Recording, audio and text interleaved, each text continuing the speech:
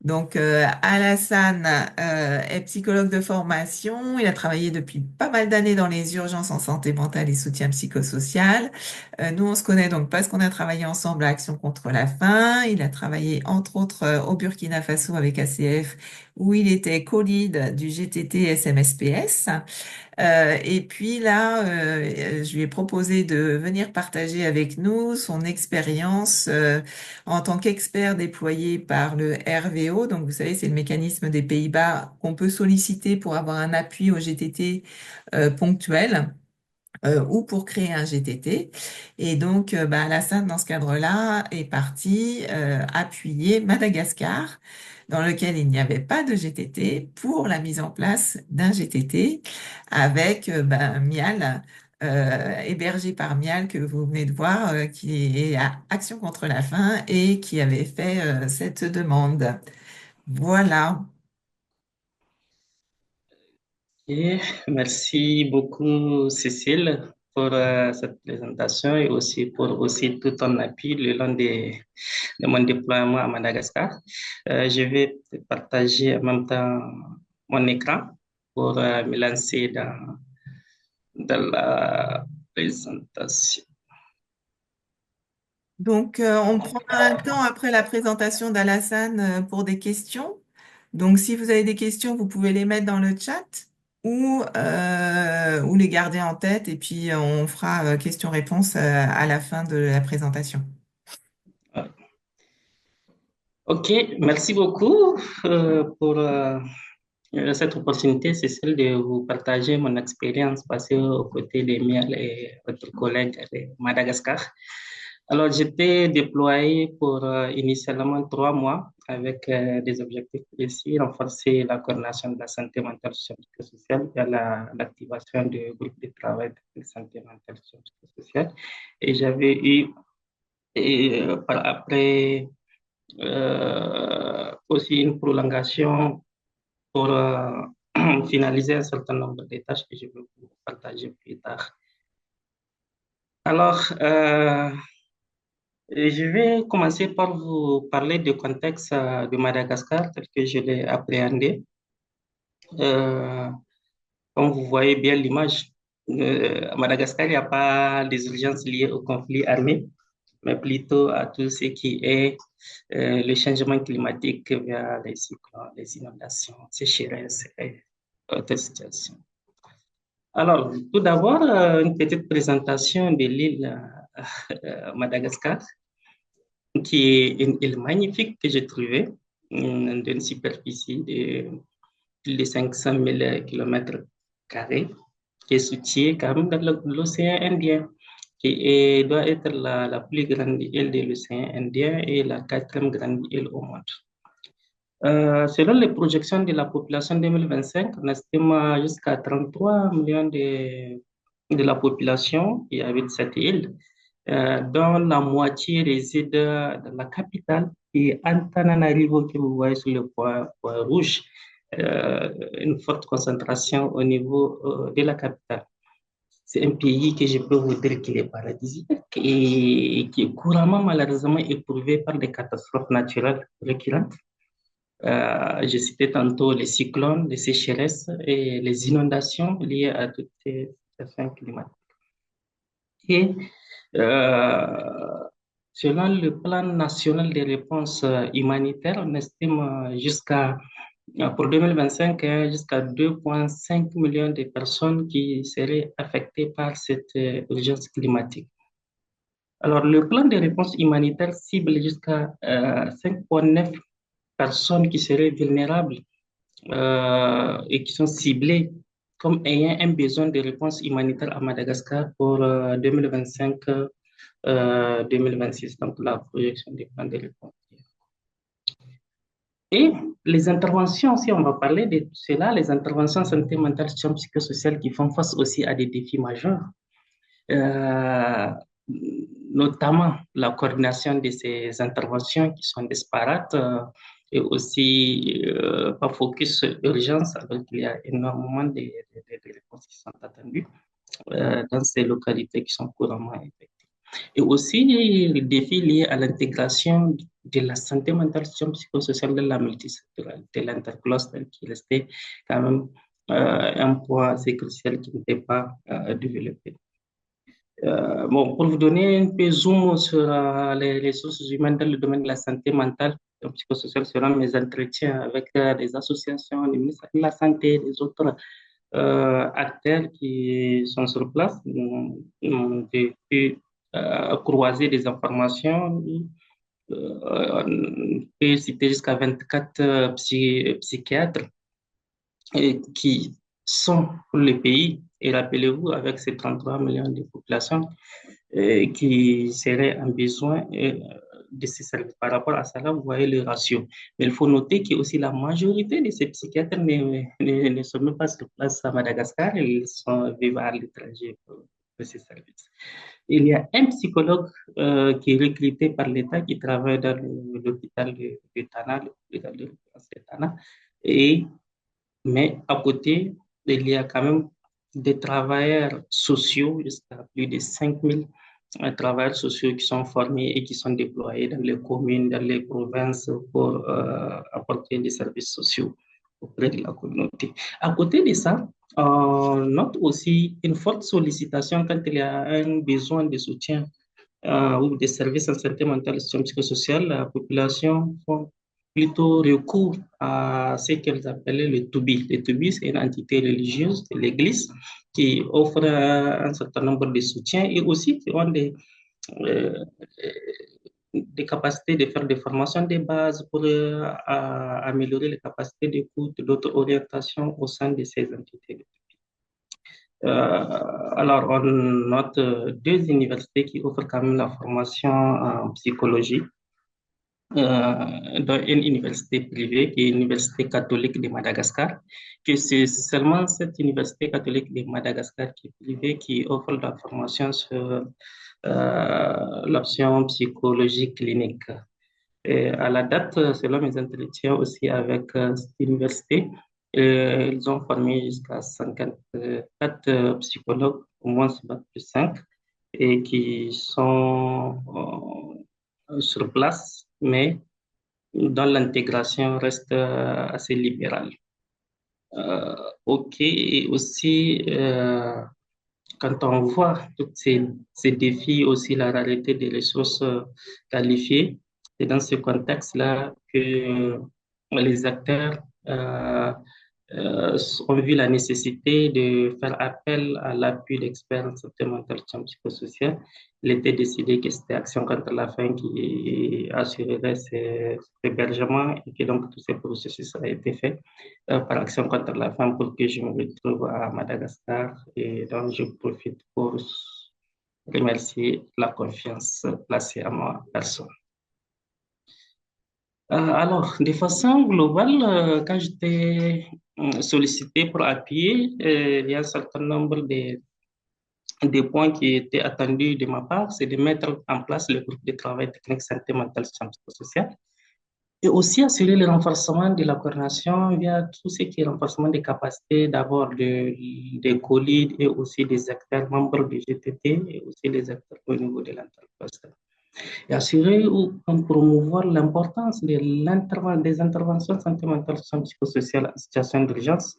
Il y a tous les mécanismes qui existent qui répondent à des réponses aux urgences climatiques au niveau du pays.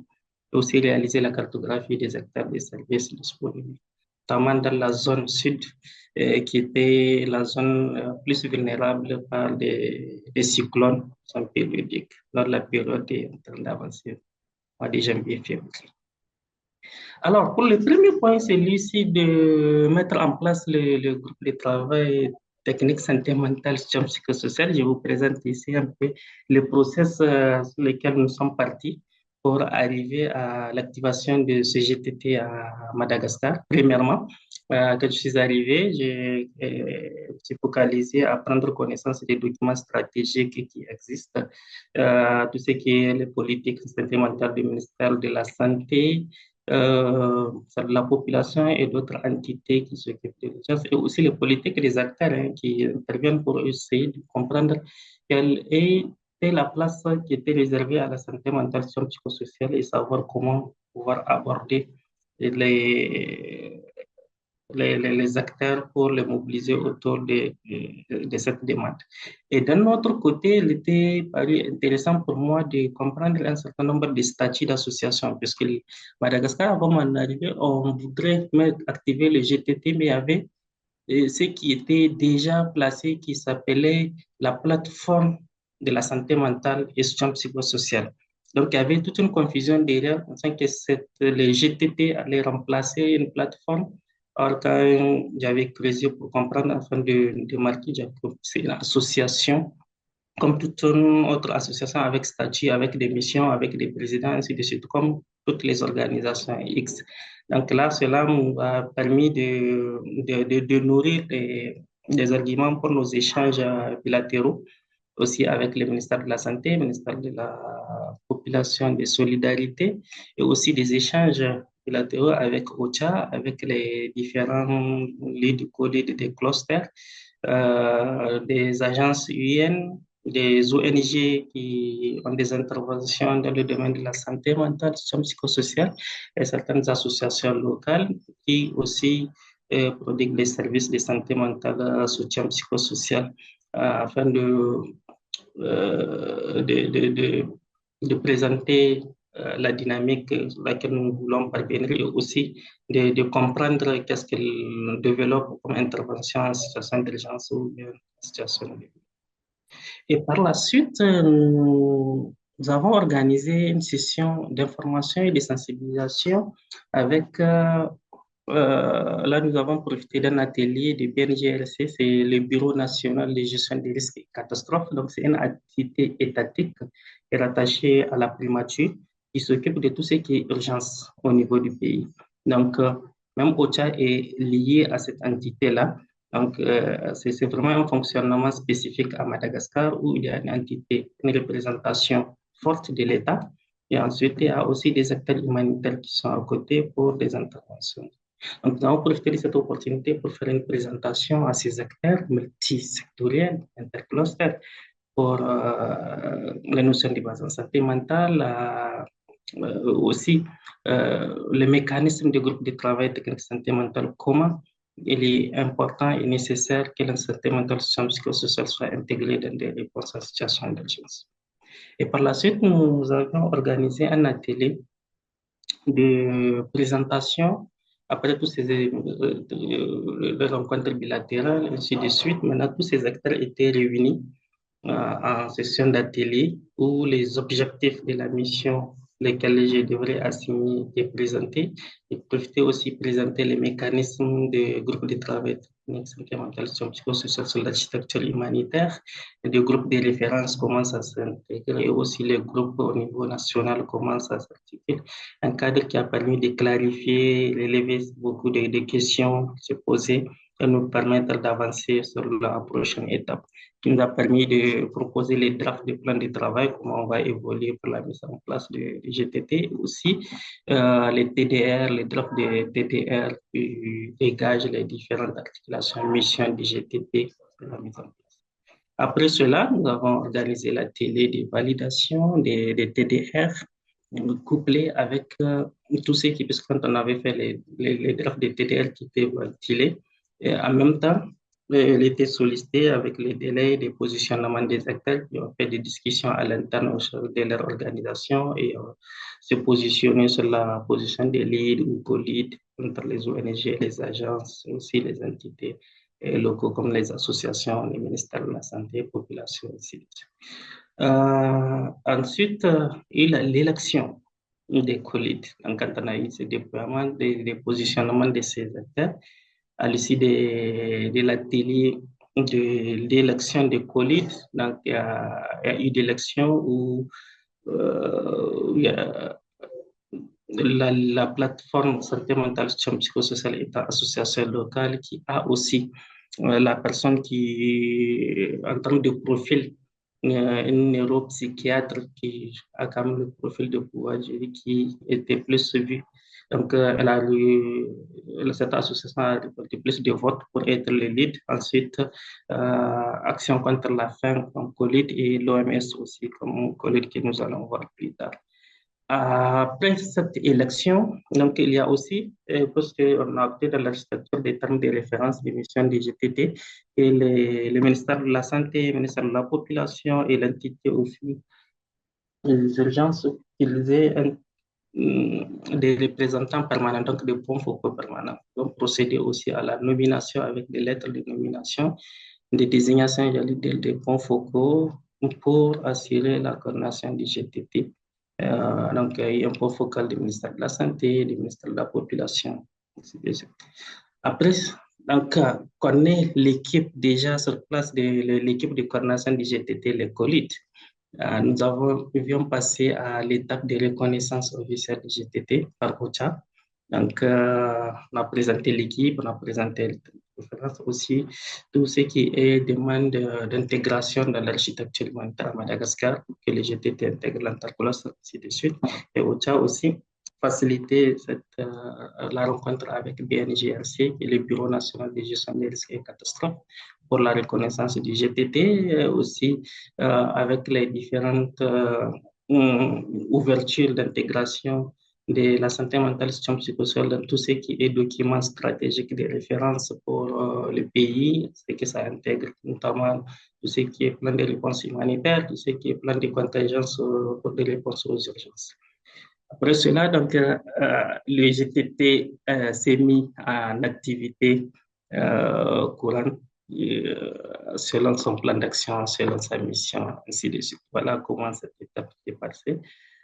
Suite, la mission nous a donné l'opportunité de passer un certain nombre de renforcements des capacités, tant au niveau de l'équipe de coordination du GTT et aussi les membres du GTT, Santé mentale et psychosociale. Donc, il y a eu une session de présentation et orientation de documents de référence au COLID, tels que les manuels de coordination, que ce sont des présentations, des séances de discussion pour que ces équipes se familiarisent avec cet outil qui est un document de référence pour faciliter la coordination, tels que les manuels de suivi-évaluation et la vente des données des indicateurs et aussi des sessions sur tout ce qui est spécifique sur la matrice 4W avec une petite synthétique qui présente les codes d'activité pour se familiariser de ces informations et aussi la template, le sur l'outil Excel pour présenter comment les activités sont érigées sur la pyramide d'intervention, que ce soit clair, avant d'aller sur l'étape maintenant de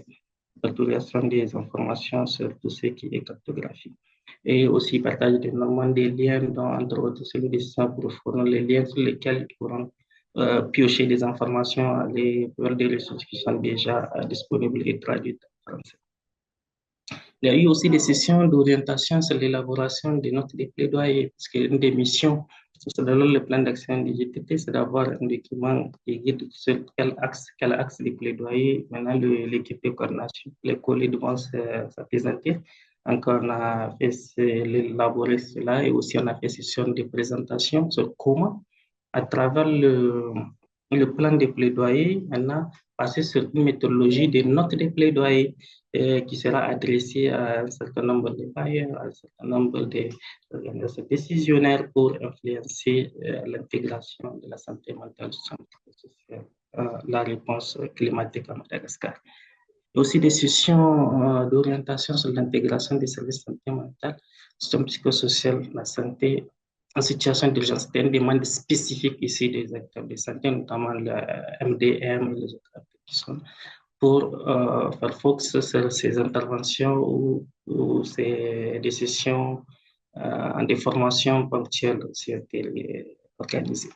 Il y a eu aussi des sessions, une session de formation des membres du GTT sur l'ensemble minimum des services en santé mentale et psychosociale afin de familiariser la plateforme pour qu'ils l'utilisent de façon courante et aussi avoir un langage commun sur tout ce qui est dénomination des activités et aussi pouvoir assurer la complémentarité des interventions en termes de tout ce qui est le paquet nécessaire dans les zones de réponse aux urgences.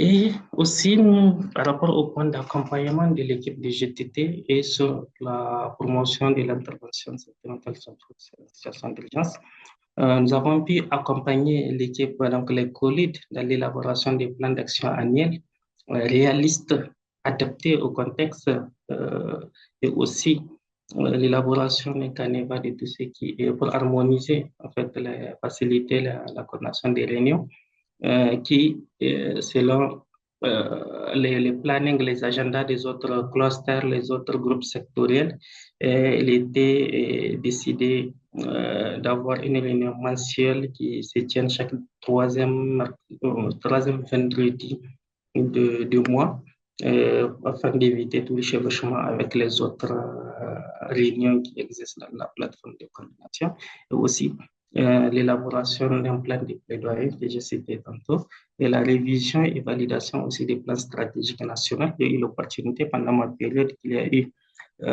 aussi cette phase de validation finale. Nous avons profité de formuler des recommandations aussi pour faire que les réponses aux urgences soient très bien placées, aussi qu'il y ait suscité plus d'intérêt décisionnaire au niveau du ministère de la Santé dans ce facteur-là. Et aussi l'intégration de la santé mentale et psychosociale dans le plan national de réponse aux urgences, aussi pendant ma période de déploiement, c'était l'opportunité aussi que le plan était aussi en train d'être élaboré pour la prochaine année. Donc, à profiter aussi, placer, intégrer la santé mentale et psychosociale proportionnellement à la capacité des ressources humaines et la capacité financière qui existe sur le pays.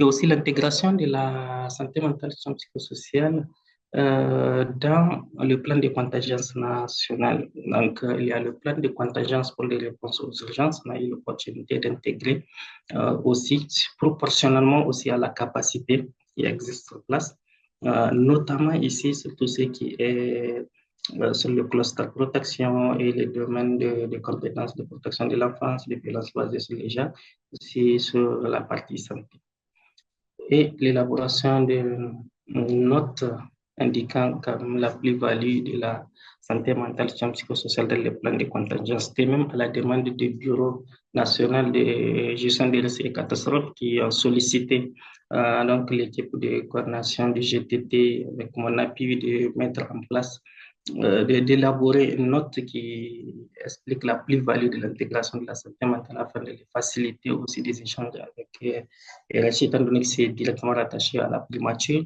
il va falloir qu'elle soit plus à l'aise pour défendre cette intégration et c'est quoi les bénéfices.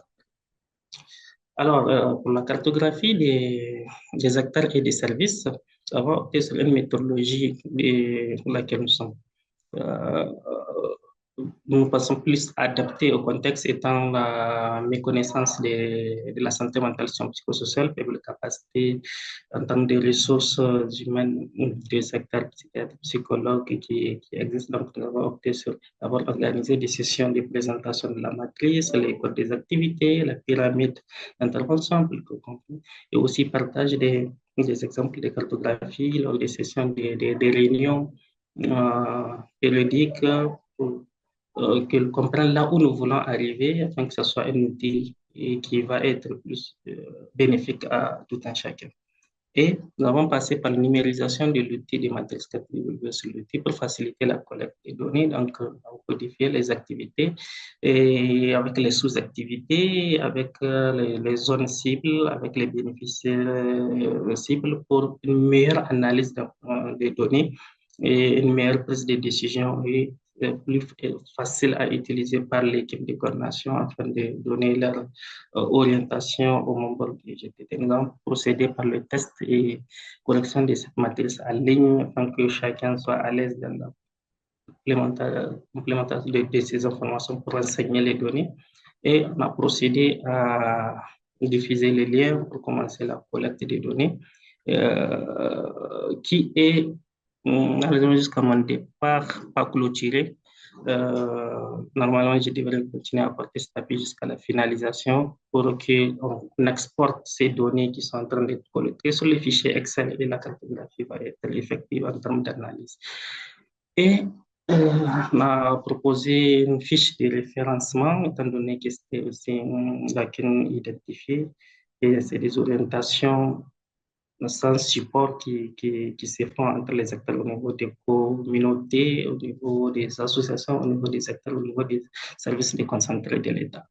Et aussi une trame de circuit de référencement qui va être affinée une fois que l'analyse de la cartographie serait effective. Alors, cette mission s'est passée très bien, mais c'est pas aussi sans heurter certaines difficultés qui ont quelquefois freiné, quelquefois aussi suscité certaines adaptations, certains recours à Cécile, certains recours aussi à Miel qui maîtrise plus les contextes afin de pouvoir avancer.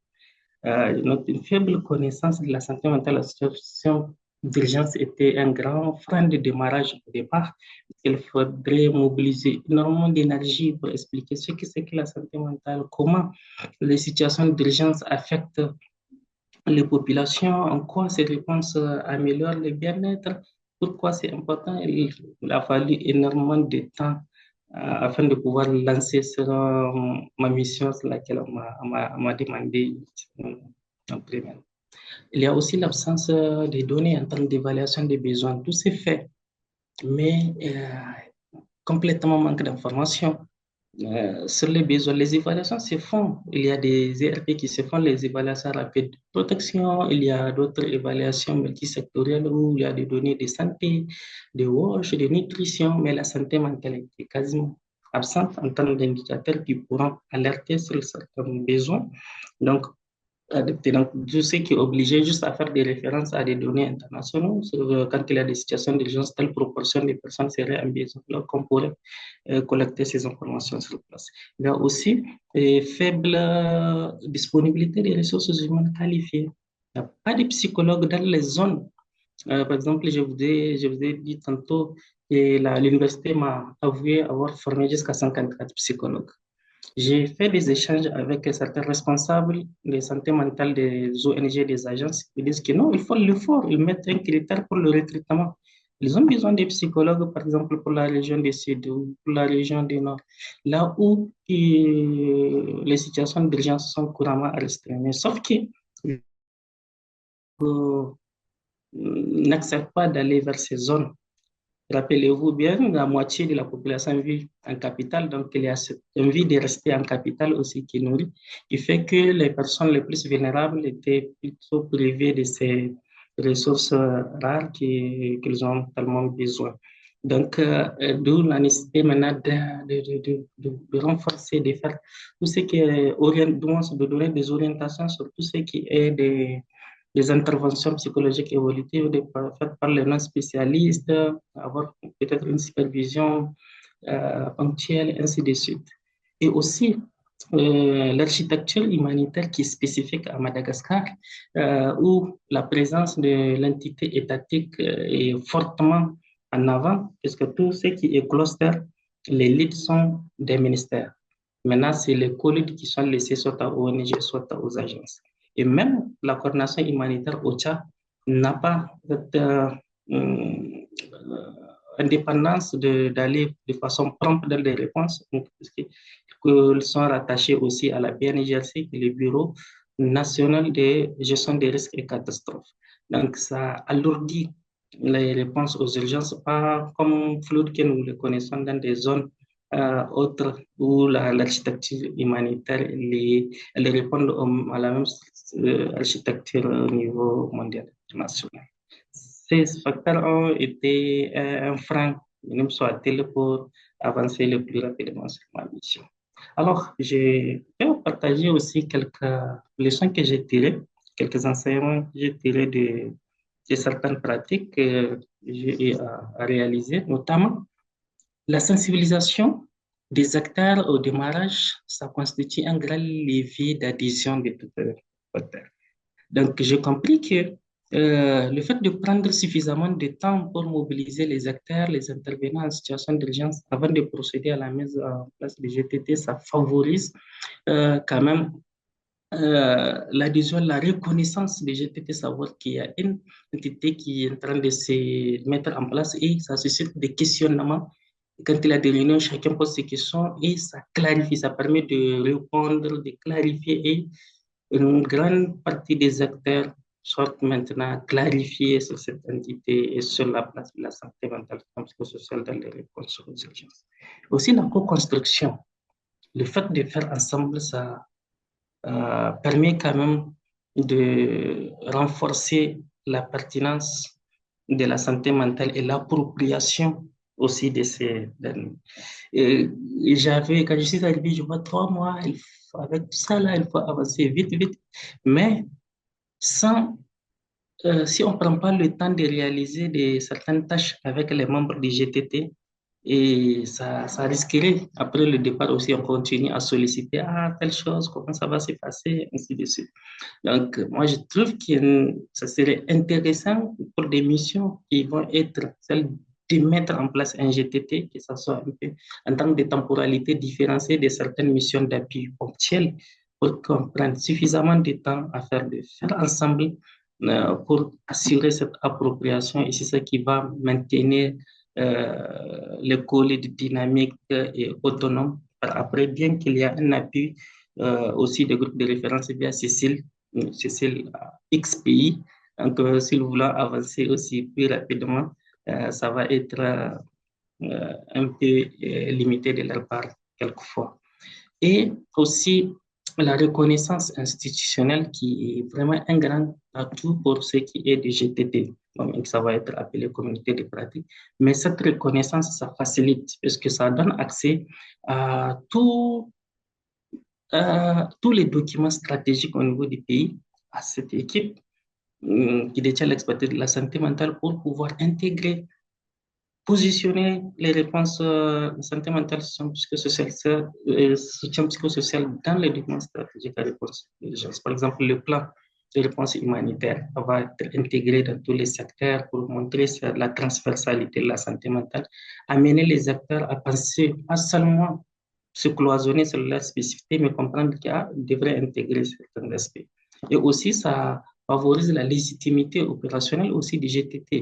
Vous pourrez être invité à toutes les réunions d'intercluster, prendre la parole ou passer les renforcements des capacités continuelles, ne serait-ce qu'à travers les sensibilisations au niveau de ces réunions-là. C'est des atouts que j'ai trouvés conséquents, que si on arrive à les...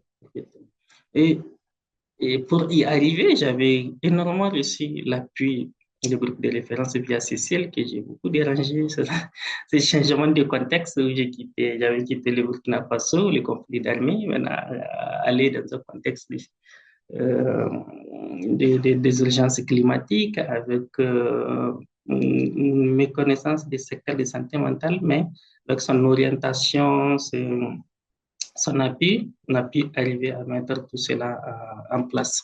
Et aussi, l'appui des miels qui m'a facilité le contact avec les ministères, avec le BNGRC, avec l'intercluster. Elle a été vraiment active, dynamique, pour me permettre dans ce bref délai à pouvoir réaliser toutes ces tâches que j'ai eu à faire avec le groupe de travail. On a pu, comme je voulais présenter ici, à mettre en place un certain nombre de documents, les TDR du GTT, tout ce qui a été plaidoyer, le terme de circuit de référencement, le plan de le plus-value de la santé mentale, le plan de contingence, le plan d'action annuel du GTT, fiche de référence. Pour ne vous présenter que ça, on a fait énormément des outils qui pourront, les trames de CR, les trames de tous ces outils qui permettent quand même au colis d'avancer de façon fluide dans leur mission de la coordination de la santé mentale et psychosociale en situation d'urgence. Je partage juste quelques photos de nos temps forts, des rencontres pour assurer, renforcer et faire avancer l'intégration de la santé mentale et psychosociale dans les réponses aux urgences et aussi dans la structure humanitaire à Madagascar. Je vous présente ici l'équipe de coordination de GTP National Madagascar, qui est l'idée par le professeur Adeline, qui est de la plateforme qui est neuropsychiatre. co-l'idée par Action contre la faim par MIAL, qui est la responsable du département santé mentale et psychosociale d'ACF, et aussi par Dr Mahatma, qui est de l'OMS, qui est la responsable de maladies non transmissibles, donc incluant la santé mentale et psychosociale de l'OMS. Et avec le point focaux, les deux points focaux, Dr Voula du ministère de la Santé et c'est un long nom malgache du ministère de la population et des solidarités. Ils présentent leurs contacts. Si vous avez besoin de plus d'informations, de rentrer en contact avec le GTT de Madagascar. Surtout l'expérience en termes de changement climatique. Donc, vous pouvez entrer en contact pour avoir leur je vous remercie pour votre attention et je reste bien entendu disposé s'il y a des questions. Et étant donné que j'ai vu Miel, je ne sais pas pour cela, Adeline, si elle est en ligne, pourront aussi m'aider à à répondre à vos questions. Merci beaucoup. Merci beaucoup, Alassane, pour cette présentation super riche et super intéressante. Et pour dire que bon, toi, tu trouvais que c'était parfois un peu long dans ta présentation, dans ce que tu disais, mais en vrai, quand on voit tout ce que vous avez réussi à faire en 3 mois, en partant de rien du tout, bah, toutes mes félicitations, bravo. C'est vraiment impressionnant et je pense que ça peut Merci. inspirer les collègues. Et j'ai bien aimé aussi le début de ta présentation. Tu as commencé par dire il n'y a pas de conflit à Madagascar, mais pour rappel, donc pendant qu'Alassane était là-bas, il y a quand même eu un coup d'État et un changement de président. Donc Ouais, ouais. l'urgence, ce n'est pas finalement que du changement climatique. Voilà, et donc ça peut se passer à n'importe quel moment. Alors je vais arrêter